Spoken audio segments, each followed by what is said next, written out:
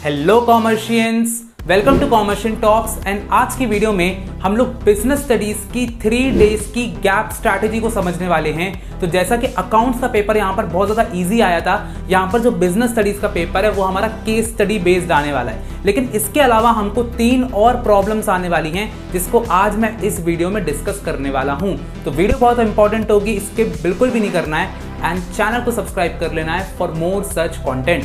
तो चलो यार जल्दी से वीडियो को स्टार्ट करते हैं। तो सबसे पहली प्रॉब्लम हमारी आती है कि हमको बिजनेस स्टडीज ना याद ही नहीं होती है। हम लोग इतनी बार रिवीजन कर चुके हैं पर बिजनेस स्टडीज के इतने सारे टर्म्स हमको कैसे याद होंगे। तो सबसे पहले आप लोग को यहाँ पर अपने चैप्टर्स को प्रायोरिटाइज करना पड़ेगा।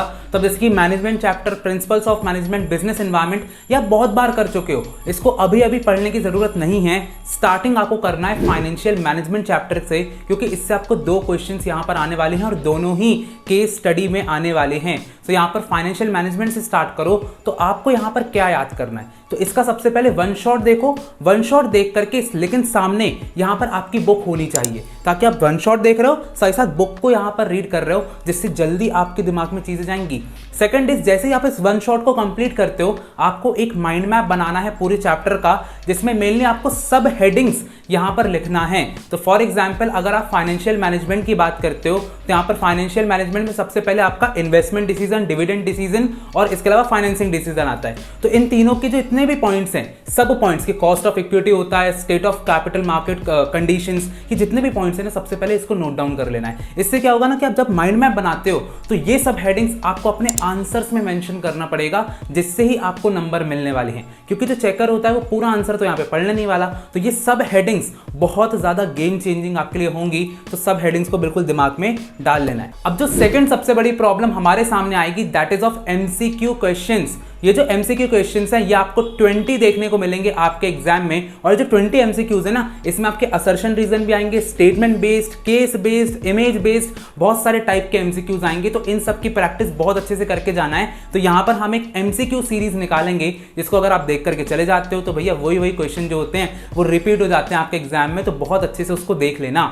अब जो थर्ड प्रॉब्लम हमारी आती है, that is of case studies. तो जो केस स्टडी होती है ना, उसको क्रैक करते हमको नहीं बनता है, और जब भी रीड आउट करते हैं तो गलत आंसर यहाँ पे निकाल देते हैं। इसके लिए आपको जो है केस स्टडी में इंपॉर्टेंट कीवर्ड्स यहाँ पर ढूंढने पड़ेंगे।